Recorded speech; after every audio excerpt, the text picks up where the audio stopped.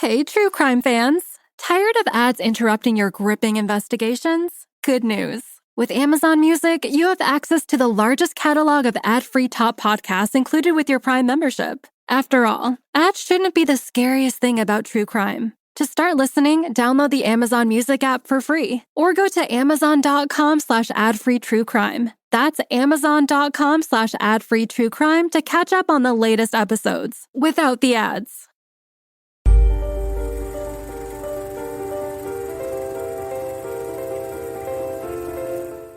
Was all gold, right? I know. That's right. What is going on, everybody? It's Jason and Justin. Today we're joined by Levi and Lisa. Guys, how are you doing today?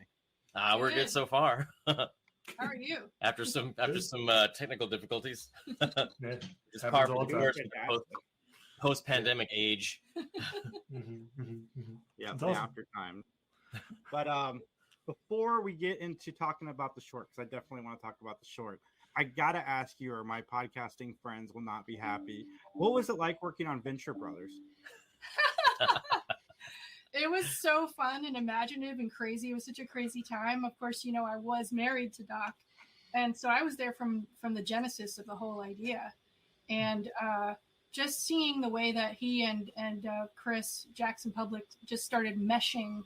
But, you know, they had been working together since, because we were friends with Ben Edlund from The Tick as well, since like the 80s. So the three of them are always just like, crazy, going in the corner at parties and having all these crazy ideas and working with each other and pulling me in for stuff. And it was just a magical time. It was really great. It's awesome. Good to hear. How'd you guys meet each other? Blind date. It was a blind date, yeah. It was like, so basically I was living in LA and I was hanging out. I was going to like this crazy sort of like weird Scientology adjacent acting school. We didn't know it like at a the scene time. study class. Yeah, we didn't know it at the time. And Crazy. I hope Leah Remini can save me from whatever I'm about to say. So basically, like, but I had made like, you know, friends with this woman who was also there, who was a musician. She's in the Januaries, this band from like the 90s. Debbie Diamond, not to be confused with the porn star. Her name is actually Debbie Diamond, but she calls herself Debbie Diamond. Right, yeah. Amazing musician, really. Great singer. Great She's singer, like, really just like a rude New York chick. Totally hit it off with her. One of my best friends. Just smart, mean, funny. Awesome. Yeah, cool. So like we were just like friends and like in LA, and Lisa was still in New York at the time. And then God, what was it? It was like you were like, you came to visit. I came to visit, and my marriage was ending. You know, we had been together since like high school. And my friend Debbie was like, you have to like meet someone and like start dating. And I was like, I have never been on a date. I've been married since I was like right out of high school. Mm-hmm. So I said no. And then she sort of turned her computer and showed me his picture. And I was like, Maybe. To be fair, it was a very good headshot. Yeah, So good. like the same photographer who used to do like Sam Jackson and all these like celebrities I just happened to find Yeah. in like the phone book back when you used the phone book. it worked. So It's funny, Lisa. I'm telling you, it's when you don't want anybody or you're not looking is when it strikes you. Because I went through something similar. I went through a breakup last October, and then in December, my uncle's like, "We got to introduce you to this lady I work with," and it's one of the best relationships I've ever been in. I didn't want to date anybody. Like it was not even on my radar. I'm like, fine, we'll get together, we'll watch a movie, whatever, it'll be fine, and then I'll go about my day. But yeah, That's my only advice to people who are looking. You have to stop looking and be like not looking for real, not just faking it, but really, I really, really, really wanted to be alone. it's like the Buddhism of dating is what it is. Because I was also in the middle of just like not. I think I went on one date like back when online dating was like about to start, and there was this. Did you guys? I don't know how old you guys are, but I don't know if you remember this like weird kind of website that was trying to start up. That was like a community website and it's kind of a news website. It was like pre-Friendster, pre-MySpace. It was called The Nerve. I do vaguely remember that. Nope. Yeah, it was like early 2000, and it had a small kind of side section that was like almost kind of forumy, like Facebooky, and people of like similar interests and blah blah blah could like hang out and talk to each other and stuff like that. And I went on like one like weird little, I mean, it was fine. We didn't, get anywhere, and but it was like one little like online date, that was like not harmony.com. Yeah, it didn't go anywhere. And then like, I was just like, you know what? I got to focus on, I moved to LA, man. I got to like focus on the shit. You focused on your shit. That's awesome. That's Exactly. good. And you got a girlfriend. That's awesome. Well, before we get into the short, I got one more question. What made you guys want to get into this field? Well, because you guys both do a little bit of everything, it looks like. I do. Yeah, we do. Oh my God, we do. I think we both have a theater background. As a youngster, I studied theater, opera, all that stuff. And then when I got to Emerson College on a theater scholarship, I saw the theater department kids on the front steps doing jazz hands to like on Broadway. And I looked, and I was super goth, and I looked at it, and I just turned on my heel, and I went right to the film department and signed up. I'd never touched a camera. I knew nothing about filmmaking, but I was like, no. Did you just turn in your scholarship? Be like, I saw the jazz hands. I don't know. They didn't even know. They didn't care. They didn't even know. Yeah, you zipped your way out of it. I get it. They had like the scarf that's piano keys. Oh my and God. Like the ballerinas, doing their plies on the fence. No. Zip zap zap. I literally was just talking to somebody about zip zap zap the other day. Oh God, never again. Never again. I actually like started because like so like when I was a kid in like, I think I was in 4th grade was when The Princess Bride came out. And like I was like so obsessed with that movie that I like was like reading whatever I could about it. And then I found out that like Mandy Patinkin and Carrie Elwes had learned how to fence for the movie. Like they were like, we had to learn how to fence. And that way we could actually just like really fence and do it for real. And if, you watch the movie and it's like, they're fencing. They're not like doing like this like crazy choreographed, thing. Yeah. And I was like, something in my head was just like, they got to like get paid to learn how to fence. And now they just know how to fence. Right. And I don't know. And then I used to like watch this show that came out on, I think it was like WGN or like one of the Chicago stations back in the day that was just called, I think it was just called Special Effects or something like that. And they would like interview all of these people who did special effects for movies and stuff. And it was cool. Like kind of like a weekly half-hour thing. And I would watch that like all the time. And I was just like, I just want to do filmmaking stuff. So, but then you got into theater because there was no film department. Yeah, basically. Well, that's a long story, and you guys can edit this however you want. But like, oh, it's all in. It's all in. Oh, it's all in. Okay. Well, here we go. I like. So they interviewed this guy on there, and it was oh my God, what was that movie? It was like this rom-com about this like guy who like dies and goes to heaven, but then they're like, oh, you got to go back and do something. And like it's, fall in love or like, get this person to fall in love with this guy. And that way you can go to heaven. One of those like, very typical sort of like late 80s rom-com type of thing. It was like Heaven Can Wait. That was a Heaven Can Wait. Yep. That's what it is. I was Googling it. Yeah. He was like, the guy that they interviewed, like had the, like made the miniatures cause they had to do like a neighborhood and like do a pan up into like heaven with the clouds and stuff like that. And he was like, oh, I made all these things. And on the bottom of the chyron under his name, it said mechanical engineer.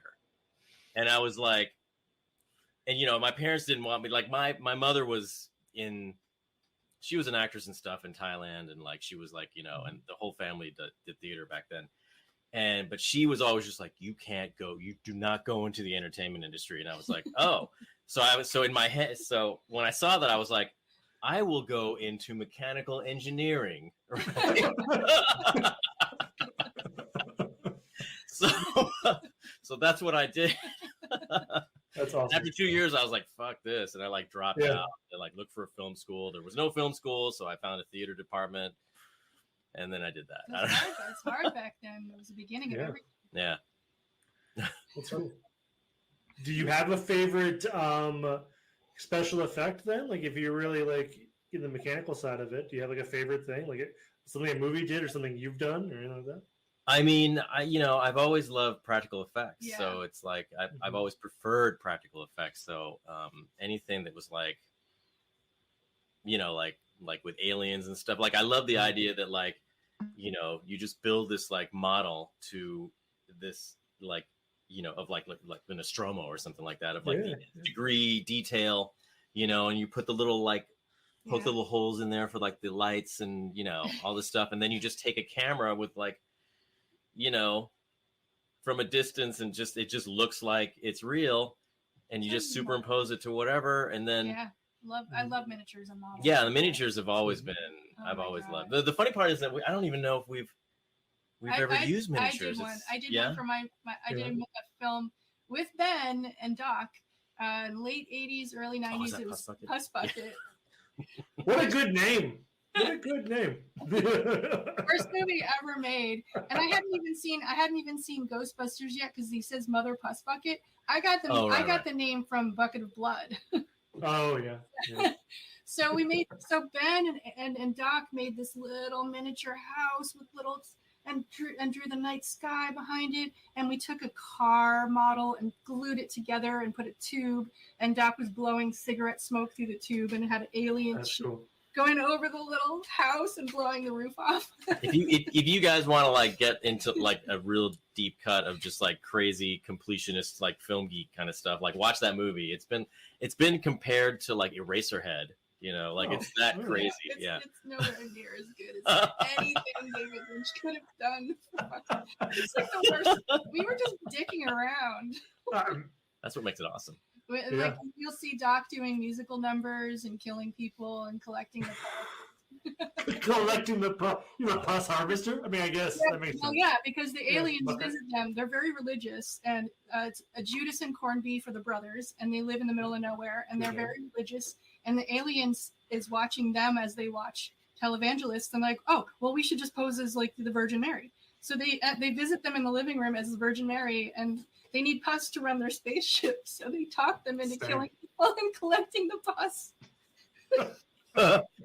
It's almost like I come in peace, right? It's like stupid. But I have like VHS geek collector geek clubs, all like trying to like get copies of my. Film Threat used to distribute the VHS. Oh, there it is. Yeah. I'm streaming it on my VHS channel. You go on to lisahammer.com. You'll see a little square that says Puss Bucket, and it'll bring you to where it's streaming. So let's be honest. Did you expect to talk about Puss Bucket today? Like, it's like randomly. Just like, we got there. I did not. I never thought I'd speak about it again. That's awesome. But it keeps coming back to haunt me. My terrible like lack of talent and stupidity.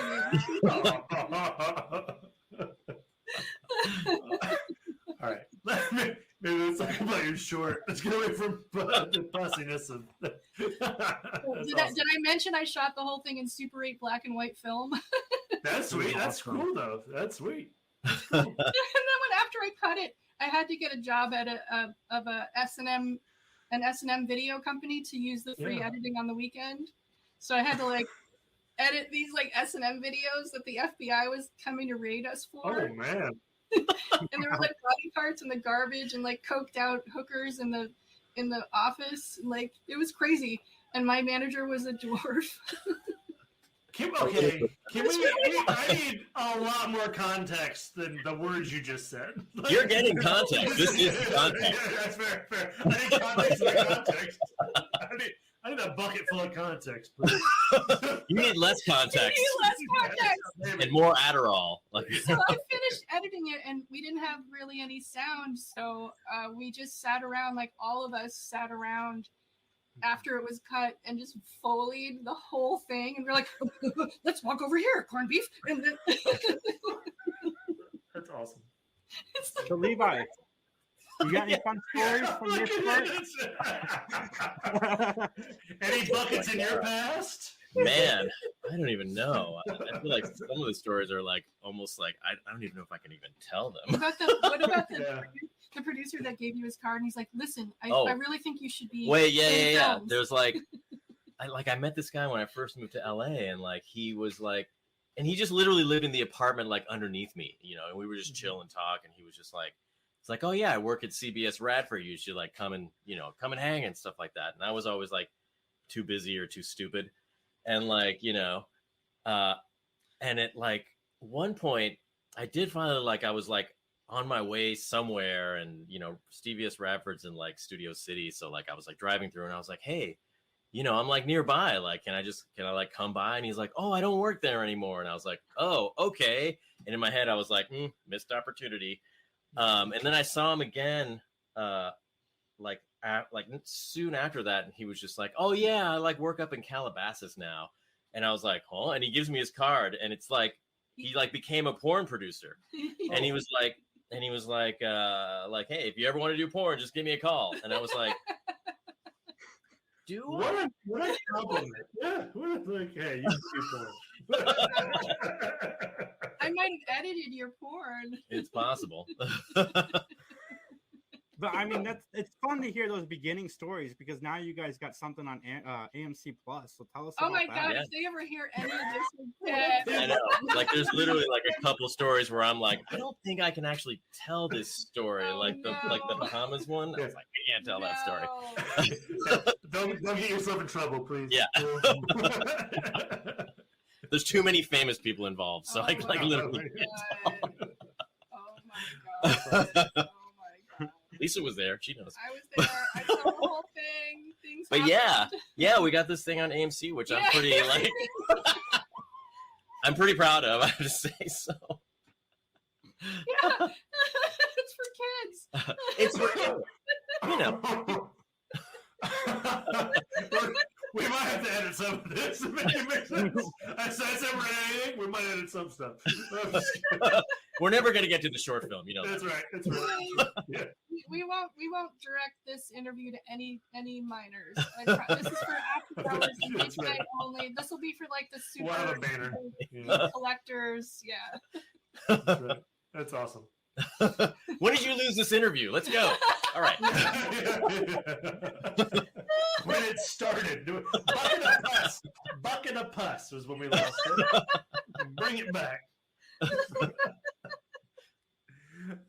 Sweet. But AMC Plus? All right, let's talk about it. Let's do it. That happened. Yeah. It Great was like really platform. crazy. Yeah. Yeah. We were just like, we made this, we made this short film. And honestly, like, I was thinking, like, I was just trying to make something that was like fine, right? I was just like, it was a proof of concept that we're working into making it into a feature film. Yeah.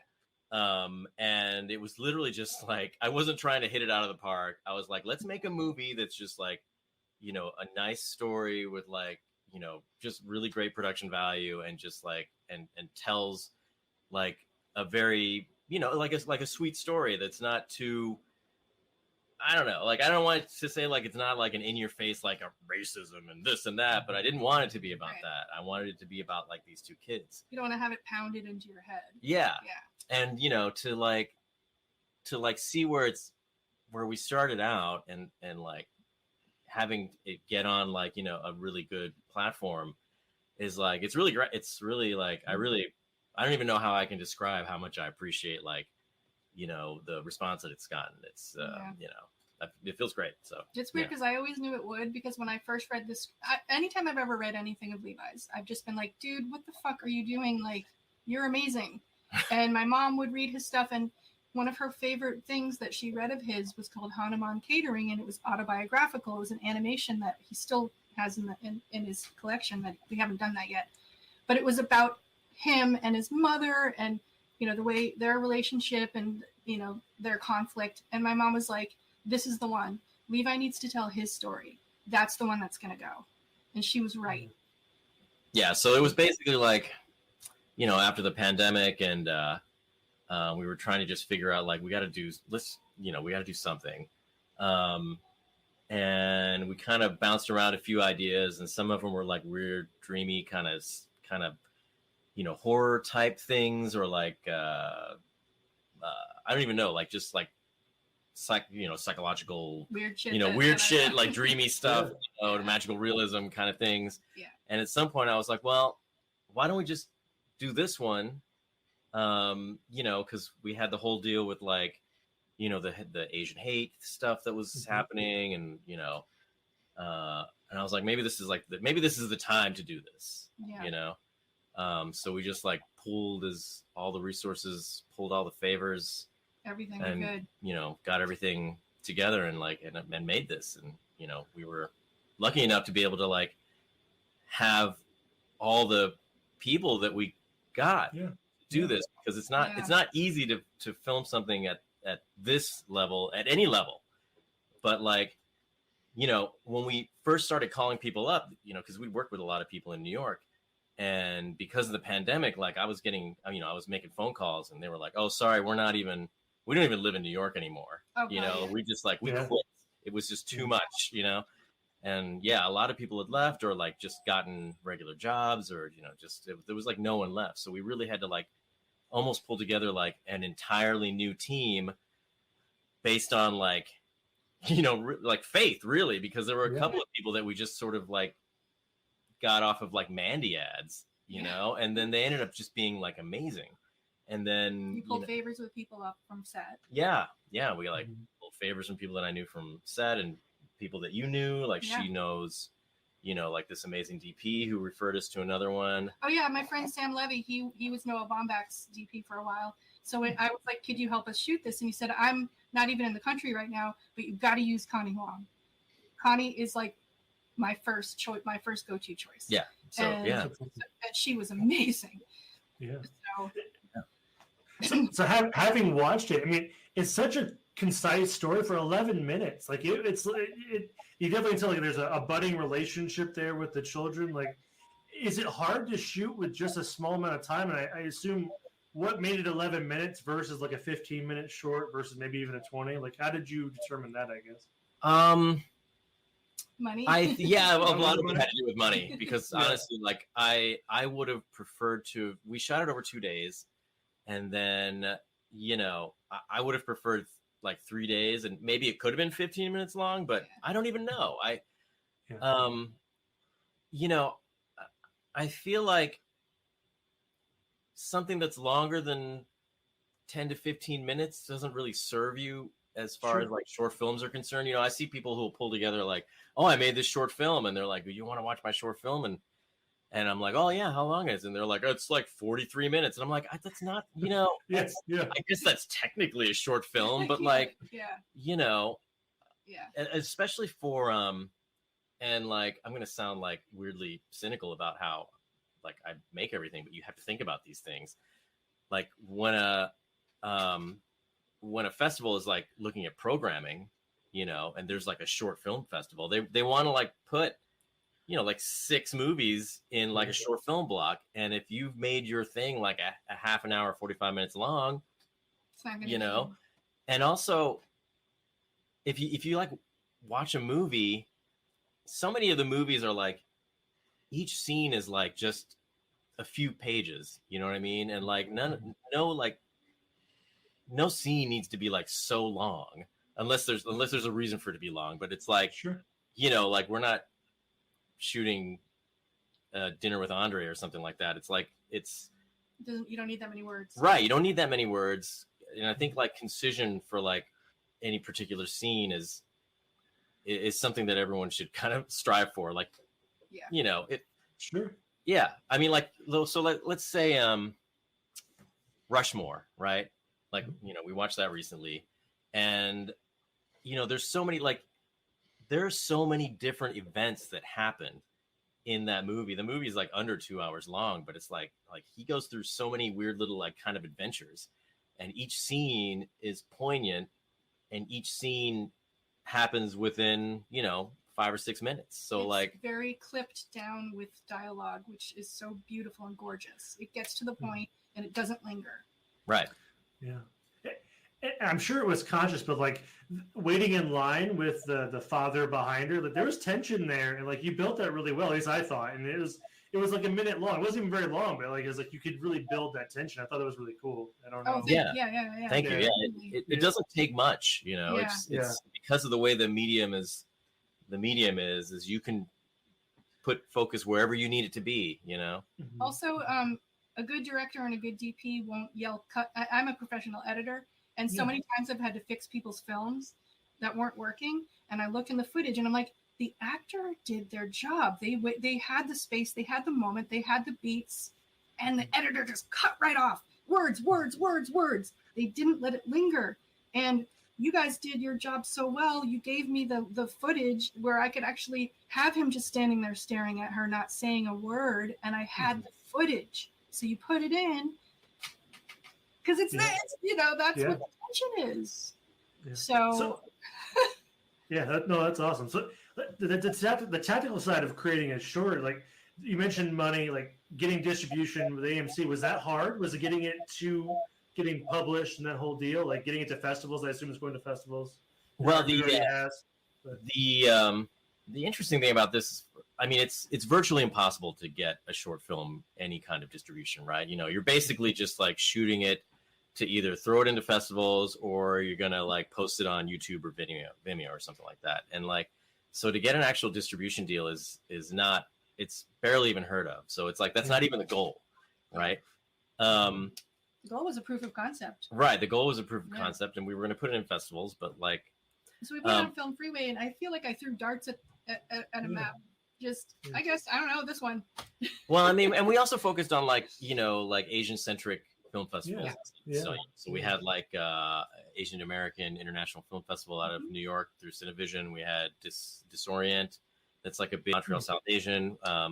But what we really, basically what happened was we got into the DC Asian Pacific American Film Festival, and they're a partner, or they're sponsored by AMC. Right. Which we didn't know at the time. We were just like, oh, we got into a film festival. So we went down there. It was a great festival. Oh, it's an amazing festival. Everyone there is really cool. They have great food and, all this stuff. And we, and then they told us, they were like, oh yeah, like AMC is a sponsor. And I was like, oh, well, that's cool. And I didn't think anything of it. I was like, great. They have a cool network sponsor. And then maybe around like December, or I don't even know if it was December. It was like January or something like that. And I got an email from one of the directors, and they basically were like, hey, so we were wanting to submit you to AMC for like to get a deal with them to like do distribution, for like a short film series. And I was like, as one of many that were submitted. And I was like, well, of course I'm not going to say it. Like, yeah, that sounds great. But in my head, I was like, long shot. Like, first of all, I was like, there were many brilliant shorts in that festival. And I was like, it's nice to be thought of, you know what I mean? And then maybe like a month later, I get this email back, and they were like, hey, so they like your film. And like, we're, so here's a contract. And I was like, what are you talking about? And here's like the 80 pages of deliverables. Yeah. Like, I had to put the deliverables together like that. Oh, yeah. That was like, we're going to get into the weeds now, because it was like, we had no time. Get this short film, ready for like broadcast quality. And they were giving us these broadcast specs that were like, oh, I don't know if I've ever seen these before. So. No, I usually ship it out to a finishing house. Yeah. So what does that entail? I'm ignorant of that piece of it. So what is that? What does it get broadcast quality? What does that mean? The sound, the color bit, the bit depth, the color, the sound, the specs. The frame rate. Like we had to change it from 24 to 23.4976. And that was a pain, because as you probably know, the drop frame, and so I finally wrote to them, and I was like, these are broadcast specs, and we none of us little short filmmakers can afford to send it to like a finishing house, because they usually do this for you for a huge sum, a huge fee. I said, since this is the first time you're doing it streaming with low budget filmmakers, let's see what corners can we cut, because it's streaming. And I happen to know I've got stuff up on streaming networks that didn't ask for all this. So we were able to negotiate and whittle down. Cool. And it's like, and and I get it because they sent us a bunch of default stuff, right? And that was like, and it was because this is like their premiere series, right? So there were just a lot of things to like iron out. So like, it's not like I'm, we're like mad at them, but it was just like we had to like figure out like, okay, what's important, what's less important, a lot of the specs were for like actual broadcast, like if you were going like legal broadcast. Yeah, like if you're watching it on a TV, right? But they were so open and so good to us as far as negotiating what we could deliver to them. They're like, it's our first time doing this too. Yeah. So, bear with us, and maybe this will be the new model that we work with. And we came up with something that was good for everybody, and they were amazing. They weren't, they were not hard to work with at all. Cool. So, yeah. That's awesome. So just to piggyback off of, you mentioned a couple of times this was going to like a POC into a full-length film. Mm-hmm. Is it too successful to do that now, or do you think it's a no-brainer to not do that now? Like, what I mean? It could be even more successful. The more notice it gets, the easier it is for me to be like, look, like a network liked this enough to, put it on their freaking, network for like however long. And like, that's only better. We talked to a couple of producers and our old line producer, and they were like, oh, this is good. This is very good. Because one of the things is that like, like we've mentioned it to like friends of ours who aren't in the industry, they're like, hey, we did this, blah, blah, blah, and family. And they were like, oh, that's cool. Right. But if you talk to somebody in the industry, they're like, whoa, you got a short film on it, So it's like, it's sort of like where you're, it's right now, it's more important for people who are interested in seeing if there's something that they can throw money at, Mm-hmm. So yeah, so whoever's watching, we got a feature script ready to go. Yeah. Sweet. That's fantastic. Awesome. That's absolutely fantastic. The short fascinate me. You can fit so much into just 11 minutes. Like Justin brought it up, but so many people, they love TV shows or they love 2 movies, but they don't really stop and think about these short films that you've done all of that within an 11-minute time frame. I think that's fantastic. If you can do it right, so and you hard. guys do it. Mm-hmm. It's so much harder than writing a feature. I've written a ton of features, and I'm stumped on my shorts. They're so freaking hard. It's a whole different kind of way of storytelling too. That's why I sort of start you really have to start. You have to start it in the middle of something, and you're not really worried about introducing everybody to the entire world. The world just has to kind of speak for itself. And then there's like a progression of the story, but the story doesn't have to necessarily conclude. You know what I mean? It just has to find sort of a natural lull.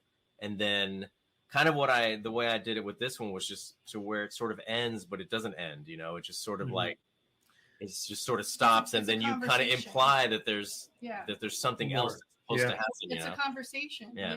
The conversation ends when it ends. And it's very organic that way. The film ends when the conversation ends. And the way this one ends too, it doesn't even like end, it's interrupted, Yeah. You guys is there find it easy to work together? Because like you said, you're doing some editing, he's the writer. Do you find that you clash at all? Like, we should edit this out. No, I want to leave this in. We haven't really yet. Not really. We love everything that each of us does. Yeah. Awesome. That's awesome. Yeah, like I'm in awe of him, and every day he tells me he's in awe of me. We have notes for each other, but we do it very calmly, and you got to keep your ego out of it. And then at the end of the day, just do couple stuff and like do fun things and watch a movie or play video games or go out or something. And then when ideas come up, it's really fun because we're taking a walk and, this idea just came up and we get excited about it. I think it helps too that like I don't always think I have great ideas. So like I'll come up with something like, is this something? I don't know. Here, let me just run it by you. And then maybe she's like, nah, like that's, I don't know if that's something, or like, here's how we can make it better. Yeah. And I'm open to like, whatever makes the story better. Like we did this crazy series of shorts in the Maybe Sunshine thing, and like our series. Yeah. And like our AD at the moment, in the moment, like came up with this great idea that was just like a quick thing that was going to improve the scene that we were doing, that was going to make it even funnier. And like, I was like, oh my God, that's hilarious. Yeah. Let's just go ahead and do it. Yeah. And it's one of the funnious scenes in that episode. Which one? They're like, exactly. We'll have to send you the link. Yeah, we'll send you the link. Please. Yeah. Honestly, I almost think that the outtakes for that are even funnier because, like, you know, we gave him like basically like this band's being chased by the cops, and like his brother, one of the brothers who's like just this like weird hipster banjo guy, was like, "I'll distract them," and he starts like singing at them, right? And then, like I'm gonna sing at them, like he goes, "Don't go that way," and it's a banjo, so it's like, and they just run right over him. It didn't work. Yeah, right. They like go right through him, and he's like, "It didn't work." That's awesome. Yeah, it's awesome. But he couldn't. I could talk.